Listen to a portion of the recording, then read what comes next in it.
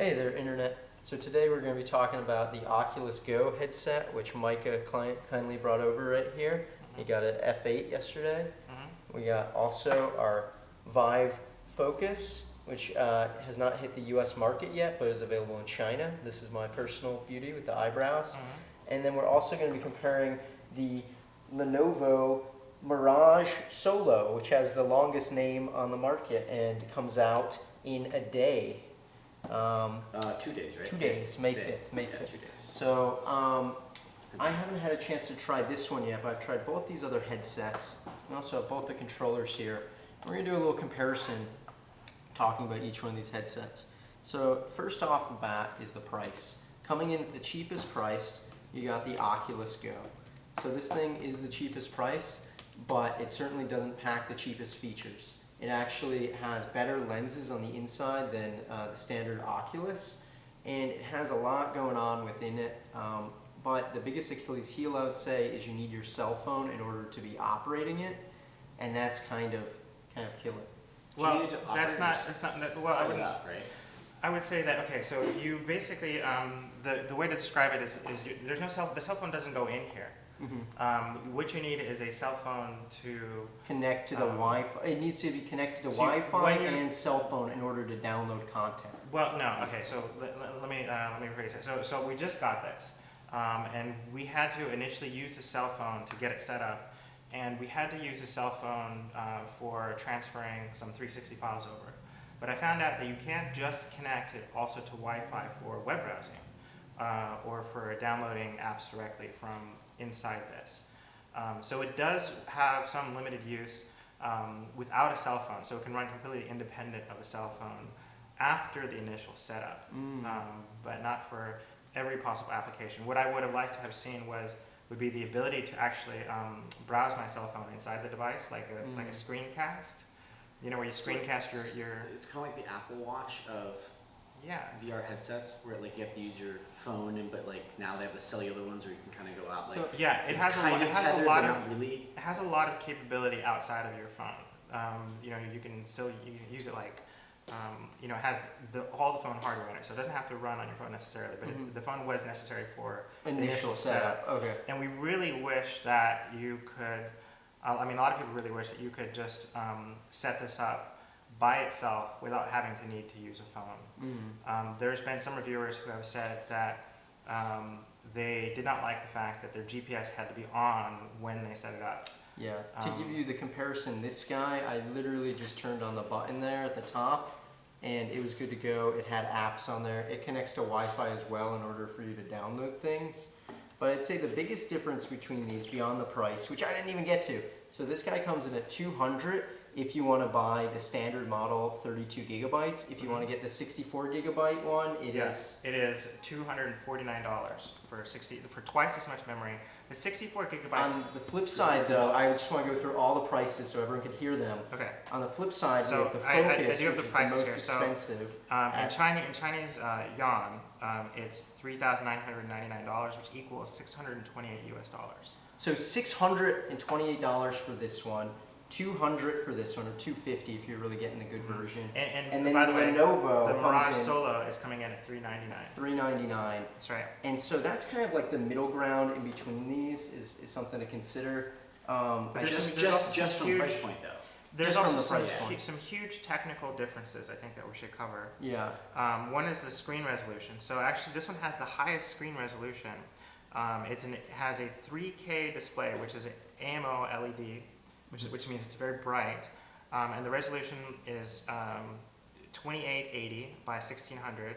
I don't want to get people too confused with numbers and technical, so let me just. I just want to compare the numbers. So you're getting the high resolution, the 2880, the 3K screen, but on this one you're getting the same resolution as the Mirage Solo, which is a 2560 times 1440, or also known as a QHD. There's not much. I mean, there is obviously a drop off, but it's not like it's night and day drop off. What I want to do, right? I would say that's probably true. It's probably not a lot of. So I really think that the only way to really test these independently and the right way is to take the same exact footage and put in each of the 3 headsets. So that's something I'm planning to do on this YouTube eventually, but not today. because we're missing this one.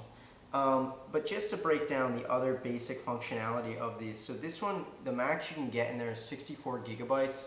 In comparison, the Mirage Solo can get up to 256 gigabytes. That's right, with an external SD card slot, which is a huge difference. To have an SD card slot, you can take the 256 out and put another one in. And then the most massive one, somehow on HTC's website, they claim 2 terabytes, which I'm like, I don't understand how that's possible, but that's what it says on their site. But just to show you guys, you have the easy access to be able to get your micro SD card, if I have nails. And I think Right what they're there. saying is that when that's 2 super terabyte helpful. micro SD cards become available, which they don't exist yet, then you can use them in that headset. Which is So, micro SD, You no know, micro yeah. SD. There's no micro SD in It's which, surprising in a way, 'cause which, I it's mean, like, it's the one Achilles heel I think it really has. what they really could have done, because they needed to offer 2 options, one with slightly more memory that they could charge more money for, the 64 gigabyte version. Yeah. But in talking about this, we really feel that in order for this to be competitive, they should have offered, maybe a $299 version to cost $299 that had a micro SD card in it, and maybe even if it had 32 gigabytes in a base, that would have been fine if you had a micro SD card. Because then you could put more in. Well, just talking about, we kind of have said that the negatives on this one. I'll say some negatives on the Focus, just to balance this out. Sure. So I would say definitely the material, if you actually feel the material in this. This, I was told by Oculus, they teamed with like a lot of like underpants and like Under Armour companies They to have- really get like a material that's like, feel the Yeah. texture, that's, Yeah. They it consulted. breathes if you sweat, They- this is not They gonna be actually bad. consulted the fashion industry. In comparison, I think the HTC is very comfortable, but it's using like this leather, like gator style, and it's comfy, but it's not quite as comfy as this, where it feels more like yoga pants on your face, Yeah, this one, I feel like if you were watching anything more than like 10 minutes, which I think granted, it's a very limited amount of stuff that's going to be, extremely long, the leather might get a little uncomfortable. So we have heard that this headset is capable of 75 hertz screen refresh rate. But it actually turns out that so is also the Vive and the Mirage Solo, so they can all do 75 hertz screen refresh rate, which is an improvement over 60 hertz. Yeah, I've heard that the resolution that you can play back in this is limited in comparison with these two. And So this matches the resolution of the Solo, but this one has increased resolution over both of these. But ultimately, it's whatever platform you happen to be playing it back on is one thing to consider. A final factor I want to talk about, beyond the fact that both of these have very similar functionality, like you have your power button at the top. This one you have your volume there. In comparison, you have your volume on the inside here, where you control it by clicking there. Both allow you to plug in headphones. So in many ways, these are both very, very similar devices beyond the SD card factor. But then the Vive, you can change the focal length you were talking about? Yeah, Can you do that in the Go and the Lenovo? So to talk more on that, so with this one you have the ability to control the focus a bit there, which is very helpful if you want, depending on your eyes and everything. So that's an IPD adjustment, correct? And on the flip side, with this one you do have some controls as well, but from what I understand, Oculus folks said they're going to be putting out lenses that you can just pop in there, prescription lens style. And the thinking is that if you wear glasses, then you could just have those and put it on with the glasses. But to be honest, that's not really a real answer for me, because I want to work with anyone and me just adjust something. I don't want to be like, what's your prescription? And I gotta, let me take out my my prescription. Yeah, it's kind of makes me feel old. I would say on the final note, one thing where the Oculus wins out versus the HTC is the controller. So this controller is just way more, I don't know, just intuitive with its design. You have the clicker button in the top, you have the top circle button, and then you got two underneath. In comparison, and that's a touchpad. There's circle buttons a touchpad you can swipe. This is very similar. You got the trigger in the back, you got the front button in the two, but it gets very confusing when you're blind in the headset and controlling them, like to know where these buttons go and where these ones start. Like you can do the blind challenge too. Well, and also just the feel. This one, it just feels like that's made out of good material, and the HTC's kind of made out of plastic. This one just kind of sits in your hand. I mean, this one almost, I hate to look at it, it looks like something I control my fan with. mean, it does. Yeah. Like, I can change the speed. It just It almost feels looks like like- something that was repurposed. And if you Like they built a remote, a generic remote, and they were like, okay, let's, pair it with this. Whereas this one feels like, okay, we're gonna go out and build a Made remote specifically. for this headset. So I want to also bring up a couple more points. Sure, yeah. That this headset right here, there's a huge difference between these two headsets, and so this one has 6 degrees of freedom, which means that if you're in a VR game, you can walk around almost forever. And it's because it's using the eye tracking in the front there. There's 2 cameras. Yeah. Although they haven't really unlocked the ability for you to see out of that yet, which I was kind of hoping that they would, but it's coming. In comparison, no forward-facing cameras. So if you have a cat or an animal in your apartment, know that with this one, you got to be very, very careful. With this one, you might be able to see a little bit out of it. I have seen, so like for example, the Microsoft Mixed Reality has 2 forward-facing sensors, but you can't turn those into images because they're just low quality for cameras. But with the previous HTC, you could see out the front with the 1 camera, and so the same is true with these 2, where you can actually.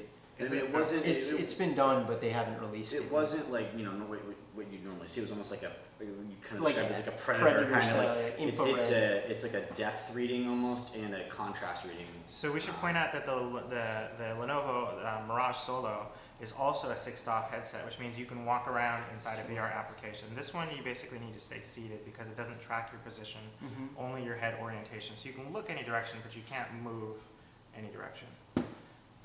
On a final note, I will say they both, and I don't know about this controller, but I imagine it's in the same boat.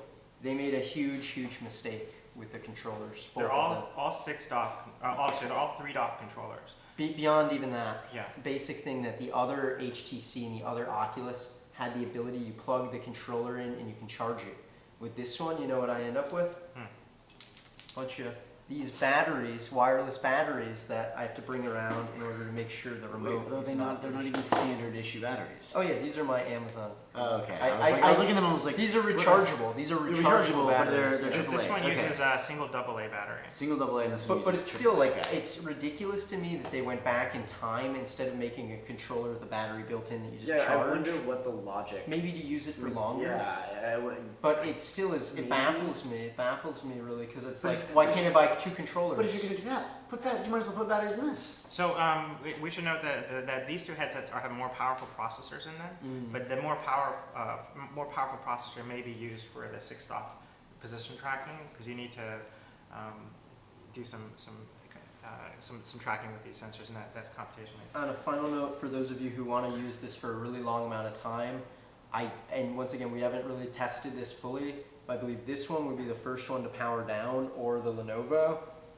And then this guy, because it's got a much bigger battery in the front there, lasts a bit longer. So I At want least to make it claims. So that even with the brighter, higher resolution screen and running a larger processor, it has enough of a larger battery to offset and make it still last longer. I think it's than smarter Oculus. too, where it like powers off or goes to sleep mode versus this one that like stays on a bit more. Okay.